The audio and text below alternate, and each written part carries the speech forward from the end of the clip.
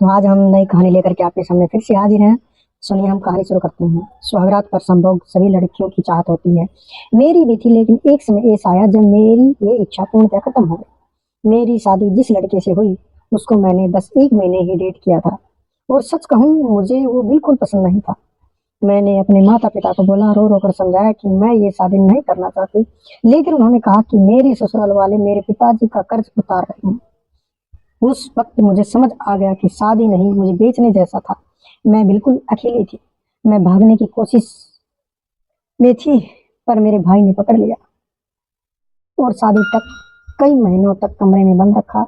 उसी दिन मैंने सीख लिया कि अब दिल की बात किसी को नहीं बतानी, किसी को वही बोलना है जो लोगों को सुनना पसंद करते हैं।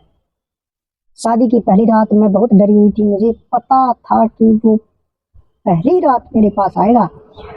वो कमरे में आया, पूरी तरह शराब में धुत, लड़खड़ाता हुआ मेरे ऊपर गिर रहा था। पहला ख्याल आया, अगर दीवार पर टंगी बंदूक उठाकर इसे मार दो तो। मैंने देखा मेरे नए उत्साहित होने से वो चिढ़ रहा था, तो मुझे नाटक करना पड़ा। मैंने किया भी। मैंने उसके कान में धीरे से कहा, मेरे पास उसके लिए सरप्राइज है, लेकिन हम जल्दी शुरू हो गए और मुझे अच्छा नहीं लग रहा। वो खुश हो गया। मैं बाथरूम गई और कपड़े बदलने में जानबूझकर बहुत टाइम लगाया। वो बेचैन होने लगा। फिर मैंने जोर से चिल्ला दिया, कॉकरोच है। मैंने इसे एक इमेजिनरी कॉकरोच के पीछे दौड़ाया। फिर मुस्कुराते हुए उसे दूध लाकर पिलाया और जबरदस्ती पिलवाया। कुछ ही देर में उसे उल्टियां शुरू हो गई। उस पल मैं सच में ऊपर वाले का शुक्र कर रही थी। वो टॉयलेट के सामने घुटनों के बल बैठकर उल्टी कर रहा और करीब 2 बजे के आसपास सो गया। इस तरह मैंने पहली रात बचा ली। जब मेरी सच में वर्जिनिटी जाने वाली थी, तब तो थोड़ा ठीक था, जितना अच्छा वो बन सकता था। मैंने उसे कहा कि मैं भी थोड़ा पी लूं, और उसने मान लिया। जहां तक मेरी फीलिंग्स की बात है, अब मैं उससे नफरत नहीं करती।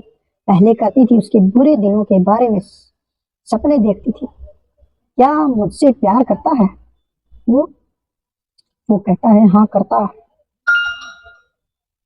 मैं भी अब कह देती हूँ, पर क्या सच में करते हूँ मुझे नहीं पता, वो कहता है।